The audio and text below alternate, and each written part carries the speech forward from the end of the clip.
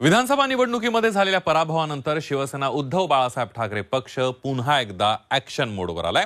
ठाकरेंची शिवसेना स्वबळासोबतच पुन्हा एकदा हिंदुत्वाचा मुद्दा प्रखरतेने हाती घेण्याची शक्यता आहे। मातोश्रीवर झालेल्या माजी नगरसेवकांच्या बैठकीत हा सूर पाहायला मिळाल्याची माहिती मिळते। बघूया त्याबद्दलचा रिपोर्ट।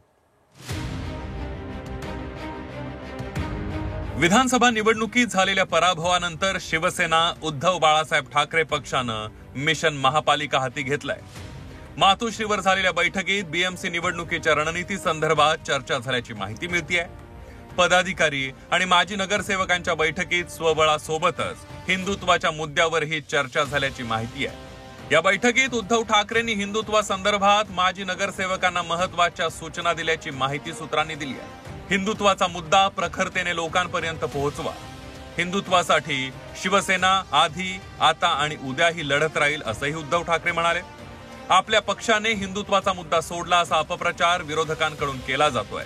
विरोधकांच्या अपप्रचारावर योग्य तो प्रतिवाद करा अशा सूचना उद्धव ठाकरेंनी माजी नगरसेवकांना मातोश्रीवरल्या बैठकीत दिल्याची माहिती सूत्रांनी दिली आहे। स्वबळाबद्दल उद्धवजींचं असं म्हणणं आहे स्वतःचं की आपण पहिलं आपलं जे वॉर्ड आहे तो तुम्ही कशा पद्धतीने करताय, कारण कुठल्याही पक्षाला 288 नगरसेवक, 227 नगरसेवक, 288 आमदार, तेवढेच खासदार, या सगळ्या गोष्टीचा साधक बाधक विचार तेव्हा त्या वेळेला होईल।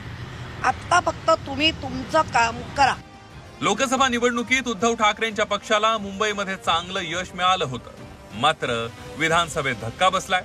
त्यातून मार्ग काढत उद्धव ठाकरेंनी बीएमसी निवडणुकीसाठी आतापासूनच रणनीती आखायला सुरुवात केली आहे। त्यामुळे ठाकरे पुन्हा एकदा कट्टर हिंदुत्वाची भूमिका स्वीकारणार का हे पाहणं महत्त्वाचं ठरणार आहे। कृष्णात पाटील, झी 24 तास, मुंबई।